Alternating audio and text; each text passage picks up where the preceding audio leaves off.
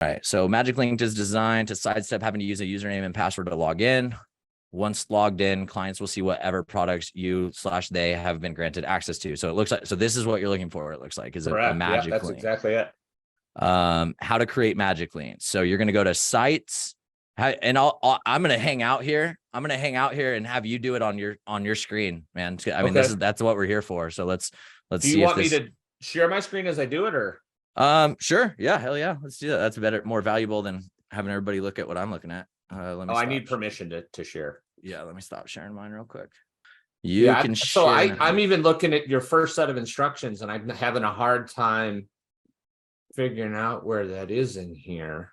Okay. So we got, so not sites, because it's going to be under memberships now. They changed that navigation. Okay. So here's the memberships. Pull up the instructions. Here's the courses, Okay, so this is it all built out. Okay, so we go sites, memberships. All right, so you're in memberships. Hit that drop down at the top there where it says courses, setting, and go to settings. Okay. Oh yeah, see this is totally, the UI is totally different here. But then you're gonna go to, there should be settings. From there, head to site details. Site details.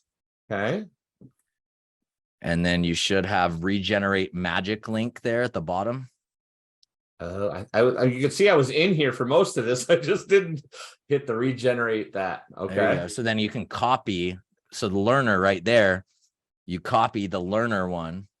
Okay. And that's where you're going to, and you can use this to email it to your contact, as long, because it's referencing merge field from the contact itself. So you're going, like, you have to use this in the context of sending it to somebody within HighLevel. But once you do that, then you'll be able, then it'll input their parameters. And as long as you have to also grant them access to the offer. That's the other piece of this too, that I don't know if you've done or not.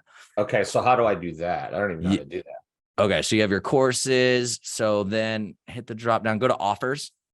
Offers. Okay. And you're going to have to create an offer that includes the course. Okay. Let's call it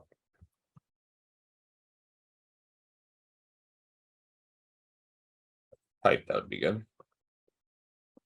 Okay. Okay. Price is 0. That's fine. As long as that product is what you're looking for. Create. Okay. So now you're good there. Go ahead and save at the top. Publish. Yep. And then save. And then you'll need to create a workflow action that it's called like grant offer or something. So if we go into workflows, and we just do a triggerless one just to show you where this is at. So just create a workflow, create a blank one, and I'll just start from scratch at the top there. Okay, so whatever your trigger is whatever your trigger is, but go ahead and hit that plus that for your first action and search offer. Okay, so membership offer. Yep, exactly.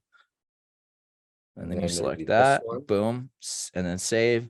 And then what this is going to do, all this is going to do is it's going to make it so that like that magic link works, right? The magic link is like an authentication link. So when you send it to them, it puts their email address in the URL and puts their information in the URL.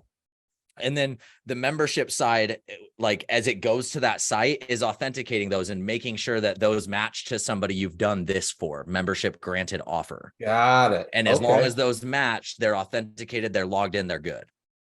Oh, that's awesome.